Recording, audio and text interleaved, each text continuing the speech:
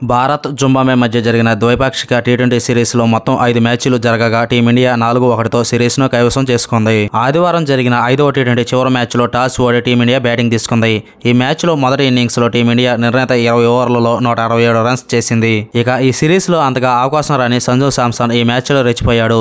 దూకుడు మంత్రం ప్రదర్శించి హాఫ్ సెంచరీ సాధించాడు. అంతేకాకుండా ఈ మ్యాచ్లో ఓ సిక్సర్ ఏకంగా 110 మీటర్లు కొట్టి తన పవర్ స్ట్రోక్ ఏంటో మరోసారి చూపించాడు. హాయ్ క్రికెట్ లవర్స్, ఈ వీడియోగా నచ్చితే ఒక లైక్ చేయడం మాత్రం మర్చిపోకండి. అలాగే సంజు శాంసన్ గురించి, సంజు శాంసన్ కొట్టిన 6 గురించి మీ అభిప్రాయాన్ని కామెంట్ రూపంలో తెలియజేయండి. అయితే భారీ 6ను కొట్టిన సంజు శాంసన్ మరో ఘనతను సాధించాడు.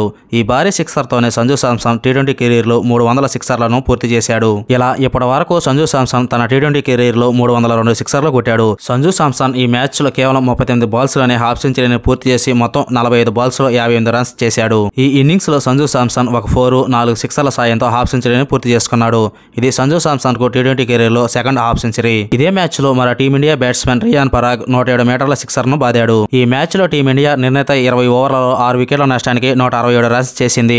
ఇన్నింగ్స్ లో శుభమన్ గిల్ 13, జైస్వాల్ 12, అభిషేక్ శర్మ 14 రన్స్ తో వెనుదిరిగారు. ఆ తర్వాత వచ్చిన శివం దుబే, రియాన్ పరాగ్ సంజు శాంసన్ లో స్కోర్ బోర్డును పరుగులు పెట్టించారు.